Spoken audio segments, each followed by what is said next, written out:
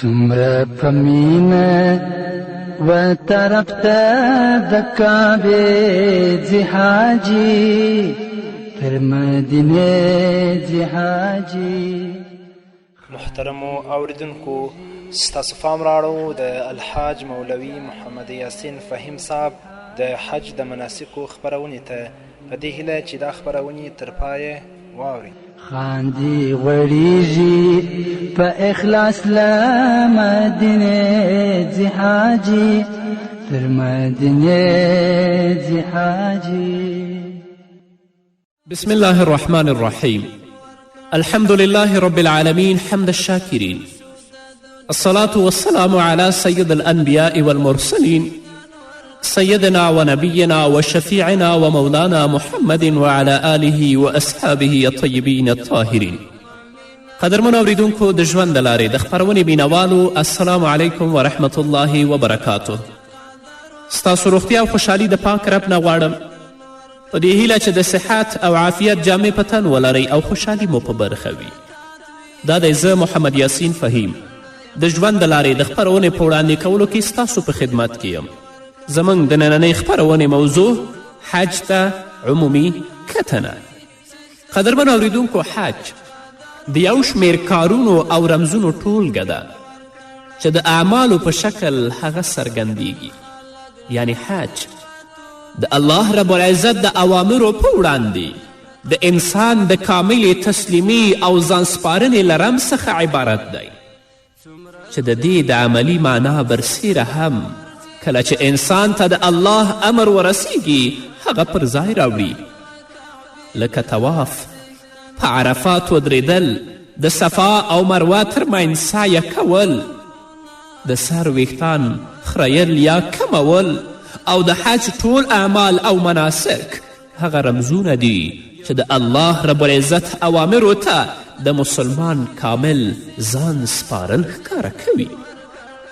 همدارنګه قدرمنو اوریدونکو، حج هغه نښه ده چې د اسلامي امت اړیکې د خپل پلار ابراهیم علیه السلام سره بیانوي، ځکه د هغه شاعر را ژوندي کوي او د هغه د جوړ کړي کور طواف کوي.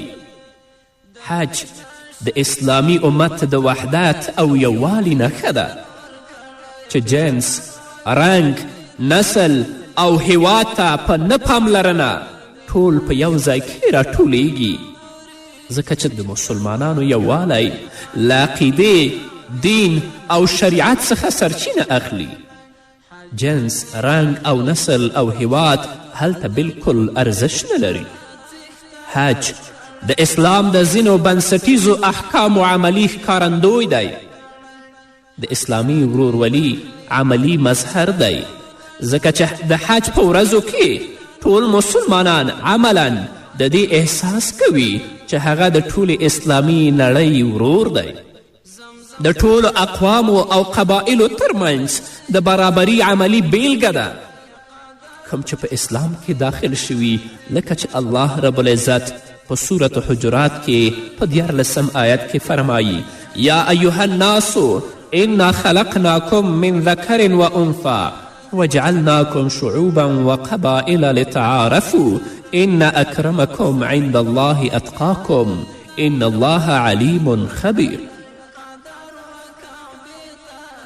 ای خلکو، موږ تاسې له یو نارینه او یوې ښځې نه پیدا کړي او بیا مو تاسو قومونه او قبیلې وګرځولی تر څو چې تاسې یو تر بله سره وپیژنئ. په حقیقت کې د الله په نزد له تاسې نه تر ټولو زیات عزتمند هغه څوک دی چې په تاسې کې تر ټولو زیات پرهیزګار وي، په باوري ډول الله رب العزت په هر څه پوهیدونکی او باخبر دی. که د الله رب العزت د کلام دی آیت ته موږ او تاسو متوجه شو، دا آیت حج په عملي توګه څرګندوي، ځکه د حج په ورځو کې ټولې قبیلې او وګړي یو بل پیژني او بالاخره عملا دا ټکی بیانوي چې ټول مسلمانان د یو سیاسي ځواک پیرو او تابع دي.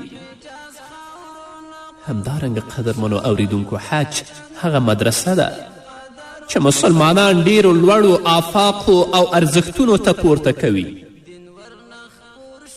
او د دین د مهمو مسائلو لارښوونه د انسان ته کوي. حج مسلمانانو ته دا تعلیم ورکوي چې باید خپل ټول توان په پوره صبر او زغم سره په کار واچوي، ځکه چې بهترین جهاد قبول شوی حج دی. همداراز قدرمنو اوریدونکو، حج موږ ته دا تعلیم راکوي چې باید تل په عبادت کې ژوند تیر کړو. حج موږ ته دا را زده کوي چې باید د نورو مسلمانانو په وړاندې لطیف، مهربان او نرم اوسو. حج موږ ته دا را یادوي چې څرنګه د ژوند د ستونزو او مشکلاتو سره سره ژوند وکړو او د دې سختي وزغمو. حج موږ ته دا تعلیم راکوي چې څنګه د الله په لاره کې انفاق وکړو پرته له دې چې بدله وغواړو. حج دا تعلیم راکوي چې څنګه د الله تعالی د عظیمو او سترو شاعرو او نښو درناوی وکړو او کوم شیان چې الله رب العزت سپک ګڼلی دي هغه سپک وګڼو. همدارنګه قدرمنو اوریدونکو، حج موږ ته دا راښیي چې باید د الله د دښمنانو سره دښمني وکړو او د الله رب العزت د دوستانو سره دوستي وکړو. حج د انسان په نفس کې بیلابیل احساسات او ولولې را ژوندی کوي. له دې جملې څخه د مسلمانانو دا احساس او ولوله را تازه کول چې په دې هیواد کې ژوند کړی او د ایمان او عقیدې په خاطر یې ټول کړاوونه او ستونزې زغملی دي. که زموږ حاجي ورور او خور په مکې مکرمه کې ګرځي یا په مدینې منوره کې راګرځي، نو باید د هغه په زړه کې دا احساس او ولوله را ژوندی شي چې دلته محمد رسول الله صلی الله علیه وسلم څنګه ژوند تیر کړی، دلته صحابه و کرامو رضوان الله تعالی علیهم اجمعین څنګه ژوند تیر کړی، دلته ازواج مطهراتو او نورو صحابیاتو څنګه ژوند تیر کړی او هغوی د اسلام دپاره د الله رب العزت د دین لپاره څومره مبارزه وکړه، څومره تکلیفونه تیر کړل، څومره کړاوونه تیر کړل. که په مکه کې ګرځي، که په احد کې ګرځي، که په مدینه کې ګرځي، باید د هغه په زړه کې دا احساسات او ولولې را ژوندی وي. هغه مخکینی تصویر د محمد رسول الله صلی الله علیه وسلم د زمانې هغه په خپلو سترګو کې وګرځوي. همدارنګه قدرمنو اوریدونکو، زموږ حاجي ورور دی دا احساس په خپل ضمیر کې مومي چې باید د انسان دوستی او مینه د الله رب العزت، د هغه رسول او مؤمنانو سره وي. د پاملرنې احساس او د الله رب العزت طرف ته په اخلاص سره راګرځېدل په خپل ځان کې را ژوندي کړي. له دنیا څخه د بشپړ ځان ته کېدلو احساس او د آخرت طرف ته راګرځېدل په خپل زړه کې مومي او د الله رب العزت سره په معامله کې نوی عزم په خپل زړه کې احساس کړي. حاجي باید په دې نیت اوسي د هغه په زړه کې باید د الله رب العزت رضا پرته وي، د هغه په زړه کې دا مینه وي چې زه څنګه الله ته متوجه شم، څنګه الله سره مینه وکړم، څنګه د هغه رسول سره مینه وکړم، څنګه مسلمانانو سره مینه وکړم او څنګه د دنیا او د مادیاتو محبت چې زما ژوند یې را خراب کړی د خپل زړه نه وباسم. د هغه په زړه کې د سیالي، د هغه په زړه کې د ریا نه وي، ځکه که هلته څومره بیا نارې کوي چې سعدیک و لبیک، د بره نه ورته ویل کیږي چې لا لبیک لک ولا سعدیک. همدارنګه قدرمنو اوریدونکو، د حج په ټولو اعمالو او مناسکو کې داسې ستر پندونه او معناوې نغښتې دي. که چیرې انسان په ژوندي احساس او بشپړ پوهې سره هغه عملي کړي، نو کولی شي چې ډیر ستر او لوړ رباني ارزښتونه، اسلامي سلوک او اخلاق پکې وګوري او د محمد رسول الله صلی الله علیه وسلم پیروي او اتباع زده کړي. د طواف افاظه څخه مخکې چې د حج له اساسي ارکانو څخه یو رکن دی، حاجیان په عرفات کې راټولیږي تر څو په یو ځل خپل حرکت پیل کړي او د بیت الله درناوی پر ځای راوړي. د عرفات د اجتماع څخه وروسته د بیت الله د تعظیم په هدف خپل حرکت پیل کوي، په داسې حال کې چې د تیر ژوند له ګناهونو څخه یې توبه او د الله رب العزت طرف ته یې رجوع کړې وي. په پاکو او مخلصو زړونو سره بیت الله شریف ته نږدې کیږي. دوی له مزدلفې څخه منا ته ځي تر څو جمرې عقبه وولي او په دې ترتیب د بیت الله د طواف څخه مخکې دا اعلان کوي چې د الله تعالی دښمن زموږ دښمن دی. له دې نه پس یو حیوان د قرباني د شکرانې لپاره ذبحه کوي، خپل سرونه رخوي او یا یې کموي تر څو طواف ته ځانونه چمتو او تیار کړي. نو په دې ټولو مناسکو کې قدرمنو اوریدونکو د الله رضا باید زموږ د حاجیانو ورونو او خویندو هدف وي او په خپل زړونو کې اخلاص او صداقت ته ځای ورکړي، په خپلو ګناهونو باندې وژاړي، په خپلو ګناهونو باندې پښیمانتیا وکړي، د تضرع او عاجزي لاسونه الله ته پورته کړي، د خپل رب نه په خپل ژوند کې د نیک عمل توفیق وغواړي. لکه چې امام ابو حنیفه رحمه الله چې کله به حج کوه نو دا دعا به یې کوله چې الهی عبدک العاصي اتاک مقرا بالذنوب وقد دعاك فإن تغفر فأنت لذاك أهل وإن تطرد فمن يرحم سواك. ای زما ربه ستا ګناهګار بنده ستا دربار ته راغلی او داسې بنده دی چې هغه په خپلو ګناهونو باندې اقرار کوي او تا غواړي چې یا الله ته د هغه ګناهونه معاف کړه. نو که ته د هغه ګناهونه معاف کړي، هغه ته بخښنه وکړي، نو ته د بخښنې اهل یا الله. و ان تطرد فمن یرحم سواک، ای الله که ته دا وشړې بخښنه ورته ونه کړې نو څوک دی چې غیر ستا په دې باندې رحم وکړي.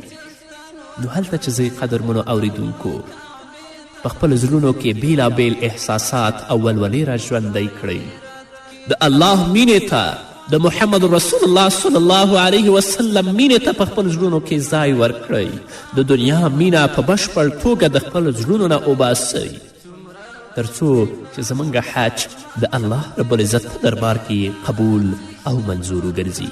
نور به واورو قدرمنو اوریدونکو په هغه د یوې دمې نه وروسته. ځي تر حجازه میلمانه دي د بدریانو حاجان، د اصحابانو حاجان، ګوري کورونه او کوڅې د جنتیانو حاجان، د شهیدانو حاجان. لنده سینه د خپل حبیب تر پنجرې ځي حاجي، تر مدینې ځي حاجي. قدرمنو اوریدونکو بیا هم زموږ سلامونه او نیکې هیلې ومنئ. کله چې د اختر په ورځ باندې زموږ حاجیان ورونه او خویندې د مزدلفې نه مینا ته راشي او هلته جمرې عقبه یعنې غټ شیطان وولي، نو د دې نه پس یو حیوان د قرباني د شکرانې لپاره ذبحه کوي، یا خپل سرونه رخوي یا یې کموي، د هغه نه وروسته ځان د طواف لپاره تیاروي.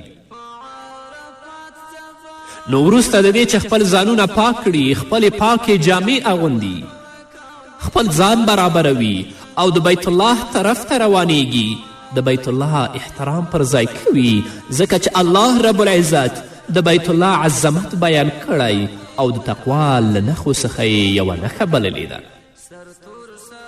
لکه چې الله رب العزت په صورت حج کې په 22 آیت کې فرمایي ومن یعظم شعائر الله فانها من تقوى القلوب. او څوک چې د الله د ټاکلو شعایرو درناوی وکړي نو دا د زړونو له پرهیزګاري څخه یوه نښه ده.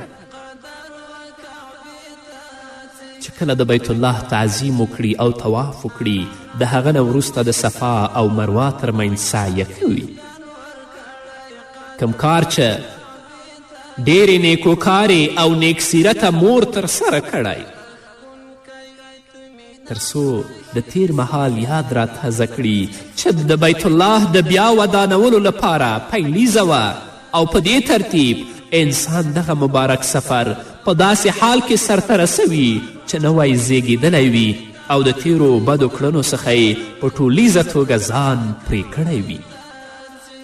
ځکه محمد رسول الله صلی الله علیه وسلم فرمایي څوک چې په اخلاص او صداقت سره د حج مناسک سرته ورسوي، په هغه کې فسق ونه کړي، په هغه کې فحش ونه وایي، هغه داسې کیږي لکه گویا چې په مغه ورځ باندې د خپل مور نه پیدا وي. ماشوم چې د موره پیدا وي په هغه کې خو هیڅ ګناه نه وي. نو همدارنګه که زموږ یو مسلمان ورور یا مسلمانه خور په ډیر اخلاص او صداقت سره د حج مناسک او اعمال سرته ورسوي، لکه چې رسول الله فرمایي من حج فلم یفسق ولم یرفس، څوک چې حج وکړي په هغه کې فسق او رفس یعنی فحش ونه وایي، داسې رجوع کوي خپل وطن ته لکه چې د خپل مور نه پیدا شوی وي. حقوق الله به الله ورته معاف کړي، صرف حقوق العباد به د دې پر غاړه پاتې وي، خو در آخرت په ورځ به الله رب العزت هغه خلک هم دې ته وهڅوي چې د خپل حقونه دې مسلمان ته معاف کړي. اما له بده مرغه چې کله موږ حج ته ځو یا د دې ځای نه اخلاص او صداقت نه وي اکثرا، یا چې هلته لاړ شو هلته به اخلاص و صداقت نه وي، په خپل کوټو کې پراته یو، حرم ته نه ځو چې هلته مونځ یو مونځ په 100,000 منځونو د هغه په جمع سره ادا کړو، یا چې کله د راروانېدلو وخت وي یا د مکې مکرمې نه مدینې ته یا د مدینې نه جدې ته وي، نو هلته جنګونه او جګړې بیا زموږ کار وي. دا حج نه دی. داسې حاجیان چې څومره لبیک او سعدیک نارې وهي، د بره نه به بیا ورته لا لبیک او لا سعدیک ویل کیږي. نو حاجي چې کله سعی د صفا او د مروه ترمنځ وکړي د اختر په ورځ، یو ځل بیا ورګرځي مینا طرف ته تر څو جمرات وولي او یو ور بیا د دې اعلان وکړي چې شیطان له پای نه تر پایه پورې د هغه دښمن دی. همدارنګه قدرمنو اوریدونکو، حج په حقیقت کې د اسلام لومړني مرکز ته د مسلمانانو ورتلل دي. دوی هغه هیواد ته سفر کوي چې د ابراهیم او محمد صلی الله علیه وسلم قدمونه یې ښکل کړي دي، او د هغه ورتلل په خپل نوبت سره د مسلمان احساس او اړیکه له دغه مرکزونو سره پیاوړې کوي. هغه احساسوي چې دغه سیمه د ده روحاني وطن دی، د ده د جسم او د روح قبله ده او د ټولو غوښتنو او آرزوګانو د پیل ټکی دی. او کله چې له حج څخه بیرته راګرځي نو د دې احساس کوي هغه تصویر چې مخکې ژوندانه څخه په ذهن کې درلود اوس یې بیخي بدل شوی دی او نوې نښې ورته په نوي ژوند کې څرګندې شوي دي، او وروسته له هغې چې د دې مرکزونو سره علمي او د کتابونو د دایرې پورې اړیکې درلودله، اوس یې په عملي او ملموس واقعیت تبدیل شوی دی. نو حاجي چې کله د بیت الله نه بیرته راګرځي خپل وطن ته، باید د هغه په ژوند کې د هغه انفرادي ټولنیز کورني ژوند کې په اعمالو کې باید انقلاب او بدلون راشي. هغه بدې کړنې چې مخکې د حجه درلودلې باید هغه پرېږدي. تل لپاره دا کوشش وکړي چې څنګه په خپل زړه کې د الله مینه او د محمد رسول الله مینه پیدا کړي او هغو اعمالو او کړنو ته متوجه شي چې په هغه باندې رب العزت د دې نه راضي کیږي. اما متاسفانه نن دا کار موږ ډیر کم په خپلو سترګو باندې وینو چې حاجي د حج نه راوګرځي، د هغه په کړنو او د هغه په ژوند کې د انقلاب او بدلون راشي. کله چې حضرت ابراهیم علیه السلام د الله رب العزت له طرفه د حج د مناسکو په ادا کولو مامور شه، په دغه مهال شیطان ورته راغی او د هغه سره منډه وهله. ابراهیم علیه السلام ترې مخکې شو، وروسته جبرائیل علیه السلام هغه د جمرې عقبې ځای ته بوتللو. بیا ورته شیطان څرګند شو، ابراهیم علیه السلام اوه کاڼي د هغه طرف ته ګزار کړل تر دې چې شیطان له دغه ځای څخه لرې شو. بیا ورته د جمرې وسطا خواته شیطان ښکاره شو. ابراهیم علیه السلام بیا شیطان په اوه کاڼو باندې وویشت.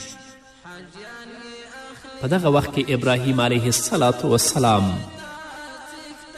خپل زوی پړ مخ څملاوه. اسماعیل سپینې جامې اغوستې وې. خپل پلار ته یې ویلې زما د کفن لپاره بله جامه نشته، دا کمیس راڅخه لرې کړه تر څو دا زما لپاره کفن شي. ابراهیم علیه السلام کوشش وکړه چې هغه کمیس ورڅخه وباسي. په همدې وخت کې د شا له طرفه یو آواز واورید چې ویلې ای ابراهیمه خپل خوب دې ریښتونی کړه.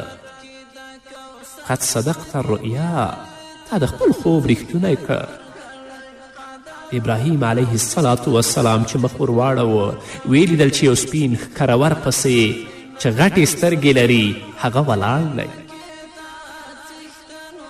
حضرت عبدالله ابن عباس رضی الله تعالی عنه فرمایی موږ تل په دغه شان پسه پسې ګرځو تر څو چې هغه پسه موږ قرباني کړو. یعنی کومه پسه چې حضرت ابراهیم علیه السلام قرباني کړی موږ غواړو چې هغسې سپین او ښکرور پسه پیدا کړو تر څو هغه قرباني کړو. نو بیا جبرائیل علیه السلام حضرت ابراهیم علیه السلام د جمرې عقبې طرف ته بوتللو چې غټ شیطان دی. هلته ورته بیا شیطان ښکاره شو او ابراهیم علیه السلام په اوه کاڼو باندې ویشت تر څو د هغه ځای څخه لرې شو. بیا جبرائیل علیه السلام هغه مینا ته راوستلو او ویل دا به د خلکو د پاتې کېدو ځای وي. له دې ځای څخه یې مزدلفې ته بوتلو او ویل دا مشعر الحرام دی او له دې ځای څخه یې عرفات ته بوتل.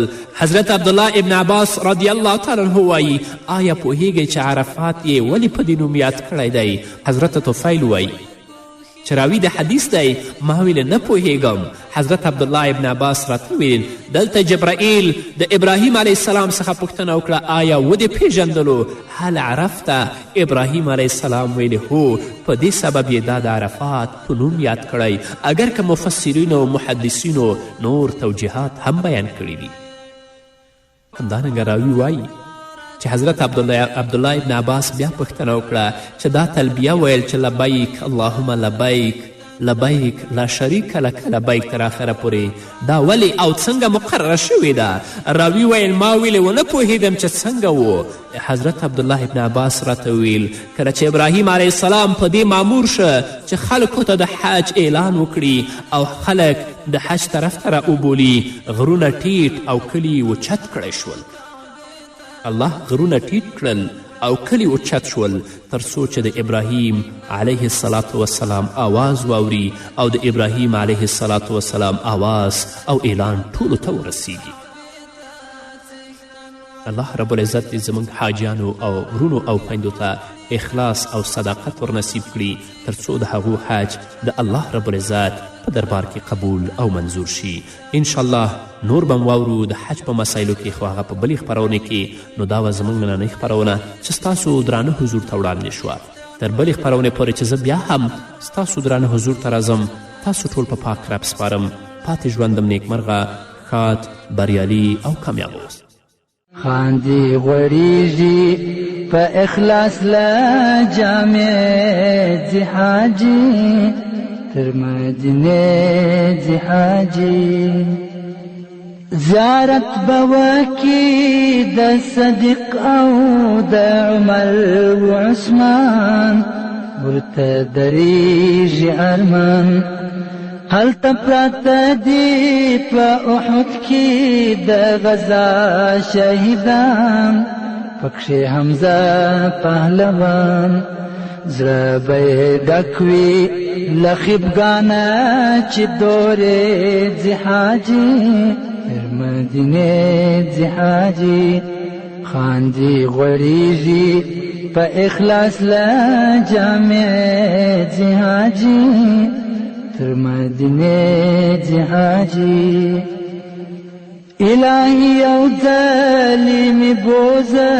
د سلطان کلی ته د شاه جهان کلی ته نسیم در بوله د نبی آخر زمان کلی ته زما د درمان کلی ته زلا باقیم همیشه زمر لمحلی زی حاجی تر مدینه زی حاجی تر مدینه زی حاجی خاندی غریجی پا اخلاص لا جامع زی حاجی تر مدینه زی حاجی څومره په مینه و طرف ته د کعبې ځي حاجي تر مدینې ځي حاجي خاندي غوړېږي په اخلاص له جامع ځي حاجي تر مدینې ځي حاجي